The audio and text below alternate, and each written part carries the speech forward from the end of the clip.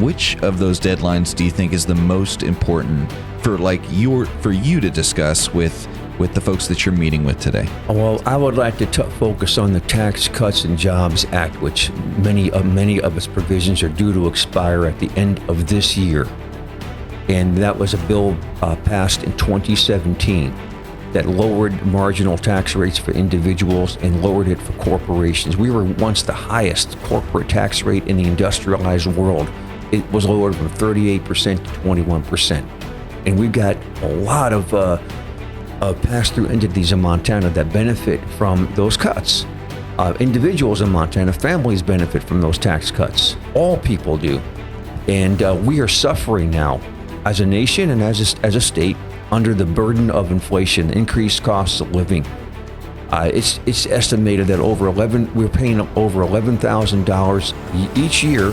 Americans are capable of achieving extraordinary things when they have the freedom and opportunity to do so. This is American Potential. And here's your host, Jeff Crank. Well, thanks for being with us for another edition of American Potential. You know, if you ask most Americans today what their top issue is, they'd probably tell you the economy. Now, for years, Washington has passed massive spending bills, adding more to the national debt.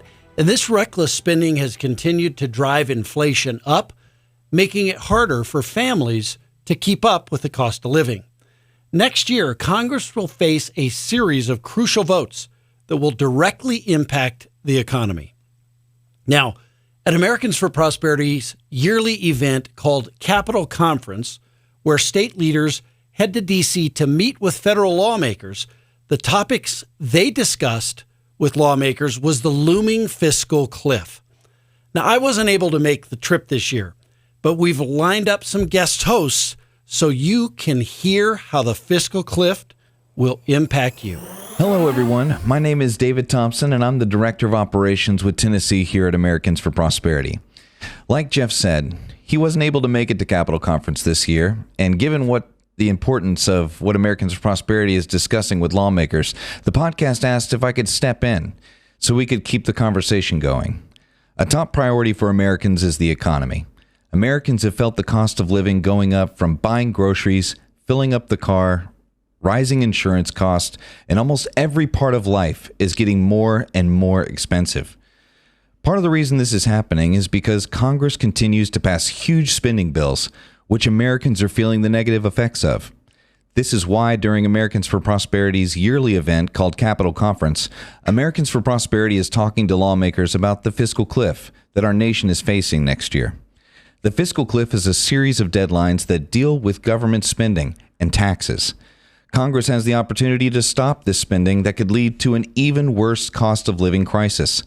I'd like to welcome our guest, Henry Kriegel, who is the Deputy State Director here for Americans for Prosperity in Montana, to share why it's important to talk to his state's representatives about these critical issues. And we were talking before the show that you've actually met Ronald Reagan. Or you met Ronald Reagan while he was still alive? I did. I used to live and work within the Beltway.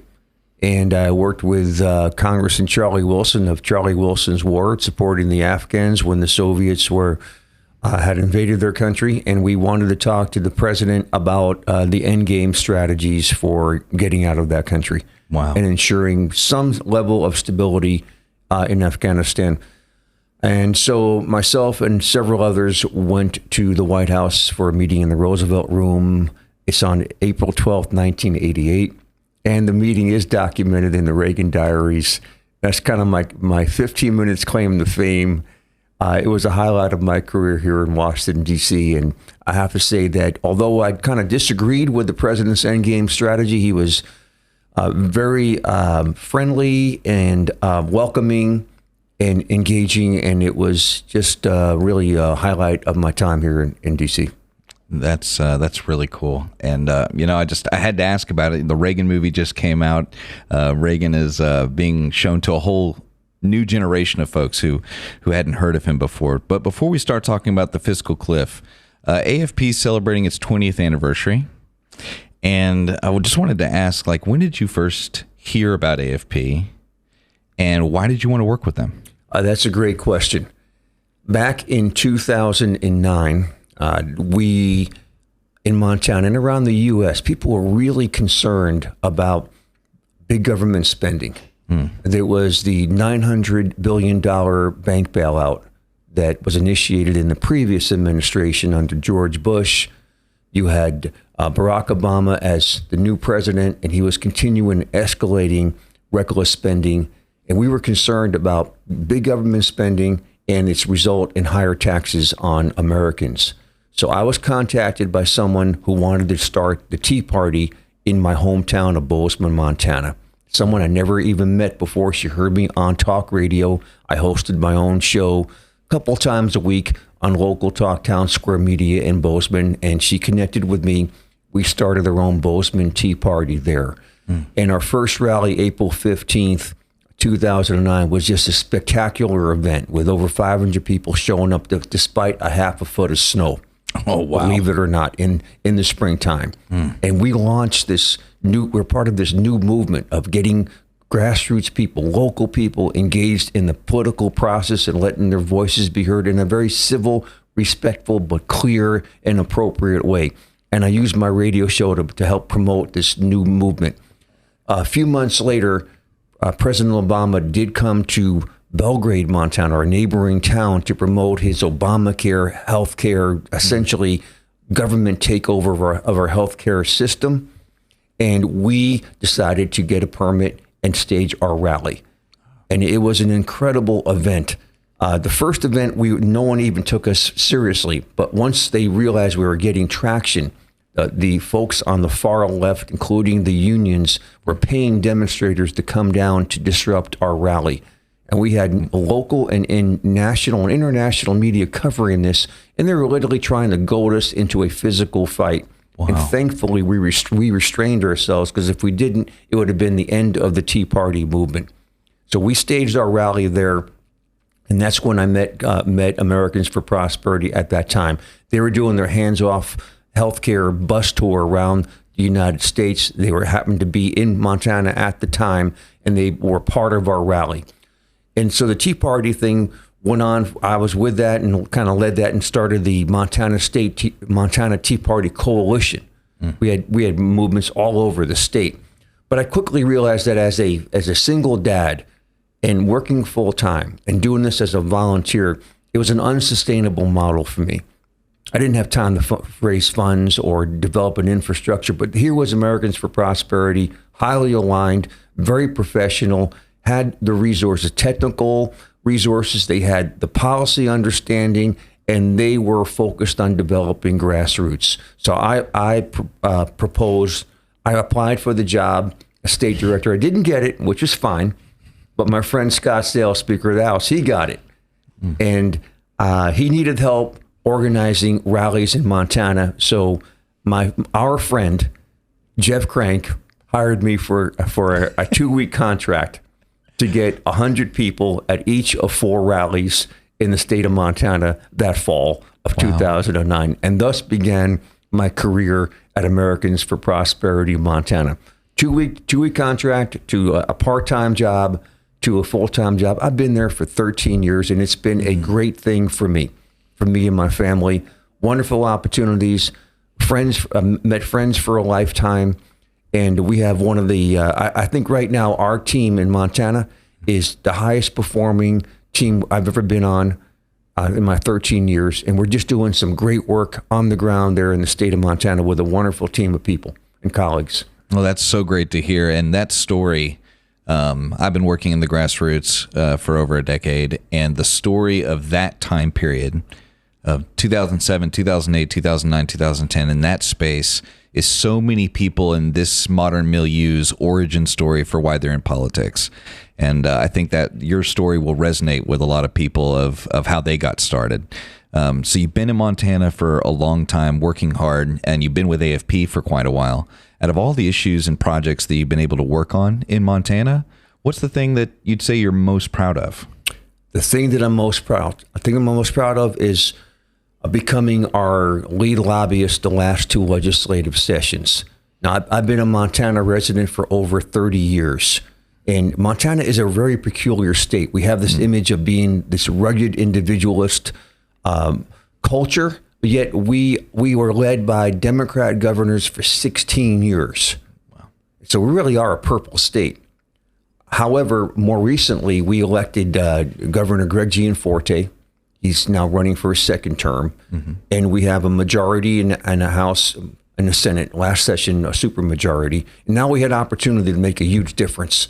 So it was really daunting for me to become a full-time lead lobbyist for our group the last two sessions. And we made some remarkable strides in education reform and ensuring that Montanans and parents had access and affordability to the education that best meets the needs of their child. We engaged in emergency power reforms back in 2021 to ensure that no future governor can arbitrarily just shut down economies and enforce draconian measures that really hurt small businesses and hurt families. That's over. We limited the power of local health boards to force businesses to enforce their mandates.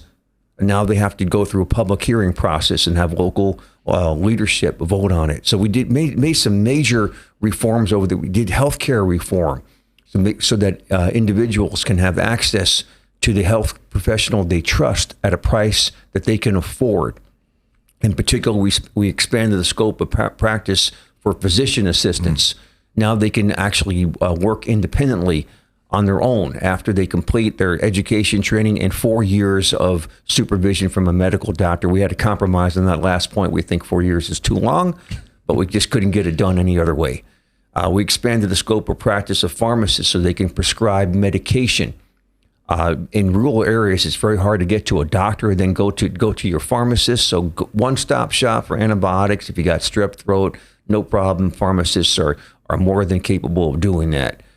We expanded the scope of naturopathic physicians so they can dispense medications from their offices. They get a commensurate level of training in pharmaceuticals as someone graduating from Harvard Medical School. So that was kind of a no-brainer, but it was a difficult thing to do. So we made a lot of progress. We are working on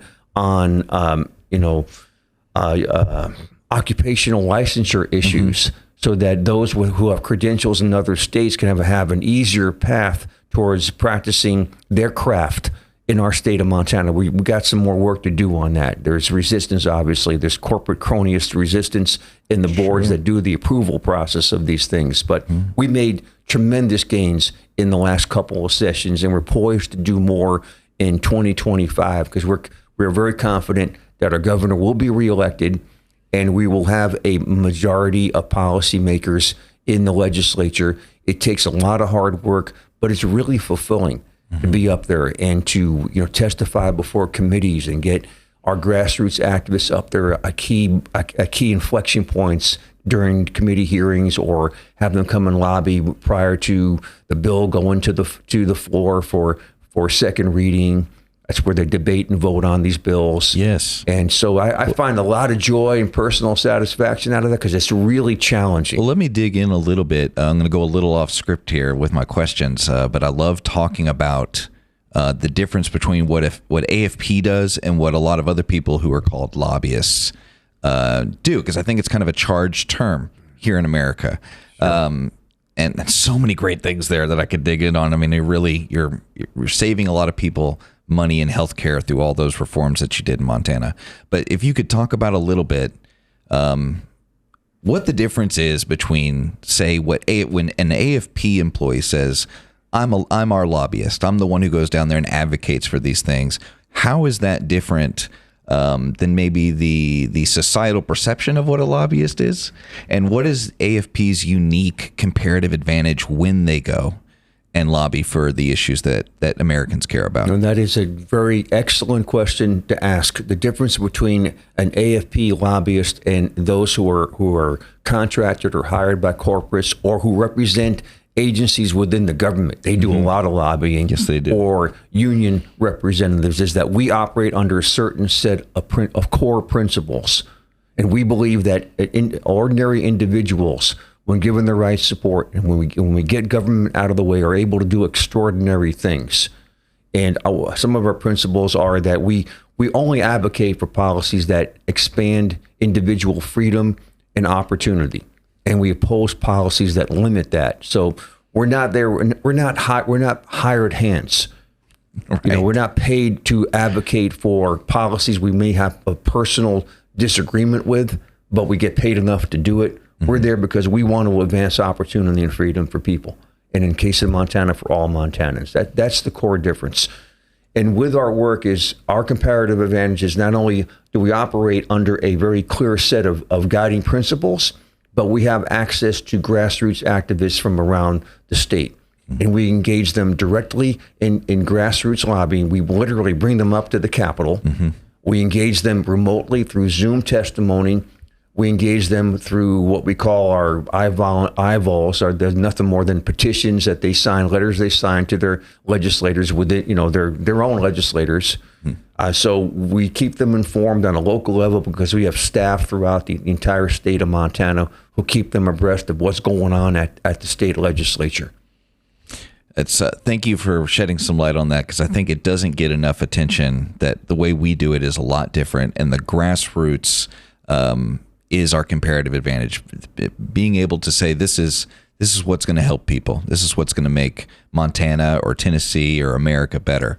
And this actually helps me segue to our next question quite well, because we did a huge fly-in with folks from Americans for Prosperity from all over the country. They're meeting with members today and tomorrow and discussing this fiscal cliff. Now, the fiscal cliff is it's one phrase, but it's talking about a lot of different things. And as we said in the intro, it's a series of deadlines. Which of those deadlines do you think is the most important for you to discuss with the folks that you're meeting with today? Well, I would like to focus on the Tax Cuts and Jobs Act, which many of its provisions are due to expire at the end of this year. And that was a bill passed in 2017 that lowered marginal tax rates for individuals and lowered it for corporations. We were once the highest corporate tax rate in the industrialized world. It was lowered from 38% to 21%. And we've got a lot of pass-through entities in Montana that benefit from those cuts. Individuals in Montana, families benefit from those tax cuts. All people do. And we are suffering now as a nation and as a state under the burden of inflation, increased costs of living. It's estimated that we're paying over $11,000 each year over the last 3 years to enjoy the same quality of life of the previous year. So in the last 3+ years, we're paying more than $33,000 to enjoy the quality of life we had just 3 years ago. And I don't know about you. I mean, AFP treats us really well, but the commensurate wages of hardworking Montanans have not increased to meet that additional costs. So that is a hidden tax. So this is no time to allow the Tax Credit and Jobs Act to expire. We should not have we should not have higher taxes. We had to keep them low. So that to me is really critical for economic growth, for job creation. The standardized deduction is almost doubled for every category. If you're single, if you're married, if you're head of household, it makes it a cleaner and much easier to do your tax form, your filings. It would eliminate some of the cronyist capitalist provisions too. So we need to keep that Tax Cuts and Jobs Act and make it permanent. To me, that's critical. That's number one. I feel like it's the one that people would feel the most if we lost it, even though it's not like there's a small item in the fiscal cliff. Now, the dates for these deadlines, they start in January 2025, and they go through the month of December. Why is it important for AFP or for everyone to be talking to their legislators about this now, though? It's coming up really fast. I know the attention... Our attention is so absorbed with, and rightfully so, with the elections that are coming up. Mm-hmm. And some places, in some states are already voting now. In Montana, they'll start voting as early as October 7th. So understandably, people are really focused on that, if they're focused on anything political. But the expiration of the debt ceiling limit is coming up really soon. The provisions, the subsidies with the Affordable Care Act, Obamacare, is due to expire. And they should expire, by the way, because it cost us $400 billion over 10 years. And half the population that would qualify for Obamacare don't even want it when they have a choice not to get it. So why are we going to spend that kind of taxpayer money to centralize our healthcare system when folks did not get a chance to keep the doctor of their choice when they switched over? But in any case, these time limits are really, it's a time sensitive situation. It's coming up very quickly, and Congress acts very slowly. And thankfully, we were sat in the briefing yesterday. I don't know if you were a part of that yesterday, with our like around 100 of us downstairs getting the briefing. And thankfully, our staff have been on top of this situation. And I think the only national organization that's really focused on the fiscal cliff issues. And while we've been up in Montana focused on, rightfully so, elections, our team here has been gathering all the data, preparing all the information for us, doing the things that I rely on AFP to do when I first came into this movement. And they've made it easy for me to understand it, and they've made it easy for me to set up my appointments with my legislators. Today I get to see Senator Steve Daines, whom plays a prominent role in the elections around the U.S. as the head of the National Republican Senatorial Campaign Committee, but I'm seeing him as a senator, not in his role as leading the elections for the Senate. But he is a very key individual and a great ally. In fact, last night he participated in our town hall meeting, teletown hall meeting. We had over approximately 4,000 people coming in and out of that meeting, which is amazing. That is amazing. And he's just a consummate professional, and he's highly aligned. I already asked him about the Tax Cuts and Jobs Act as part of that teletown hall, and he says not only does he want to extend it, he wants to make it permanent. So that's our request of our legislators: make that permanent. We need to keep taxes low. Our hardworking Montanans and our Americans across the board need relief, especially during times of inflation. Well, let's talk about that more, and let me frame it this way. So you're going to meet with Senator Daines, and when you're talking to him, what are the things that you're going to ask and tell him about if Congress continues to let debt and taxes and the Jobs Act, if that expires, how's that going to affect the people of Montana? How's that going to affect the people of Montana? Yeah. Well, that because I'm sure that's what he cares about. Yeah. How's it going to affect his constituents? It's going to be more money out of their pockets, more of their hard-earned money going to government-run programs that are not necessarily run efficiently, that they don't see a lot of real benefit on. We saw the Inflation Reduction Act and American Rescue Plan contribute trillions to our national debt. We are at $35 trillion in debt. We don't need more debt on a national level. And if the Tax Cuts and Jobs Act expires, that means our marginal tax rates as individuals go up at least 3%, in some categories even more.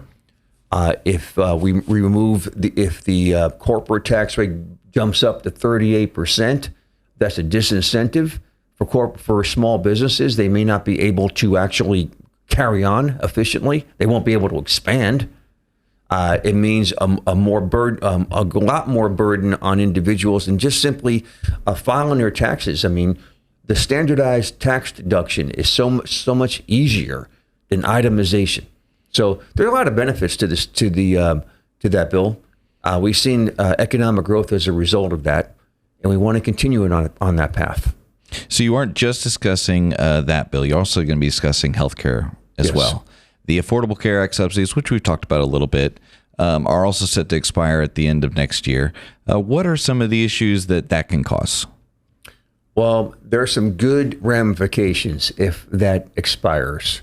And that means we save up to $400 billion over 10 years, subsidizing, I believe, more government-controlled healthcare. We believe in the personal option. We want to put the person at the center of their healthcare decisions, not the government, not health insurance companies, but the individual. And we don't need more government-controlled, mandated healthcare. In fact, people at the 150% of the poverty level, half of them were getting it for free, and most of them, when they had a choice, wouldn't even choose to even pay a minimum $25 premium when they had to pay a small premium. So that tells you they don't really value the ACA. They don't value the Affordable Care Act insurance that's available to them. So why are we continuing to subsidize that? We need more personal choice in our healthcare system. Absolutely. Like the ones you were talking about, the reforms that you've been able to get done there in Montana. Well, I wish you the best of luck with your meetings today. Thank you so much for coming on the American Potential podcast. And I'm hoping that we can do something about this fiscal cliff to get better outcomes than if right now it seems like the most logical thing is people will do nothing and let them expire. But we're hoping, we are advocating. We encourage the folks out there listening and watching. Contact your legislators, work with AFP. We have lots of resources that we can empower you to make a difference on this issue. Liberty and freedom are easily taken for granted. Don't take it for granted. Go out there and defend freedom and liberty. Filling in for Jeff Crank, I'm David Thompson, and this has been the American Potential Podcast. Thank you for joining us.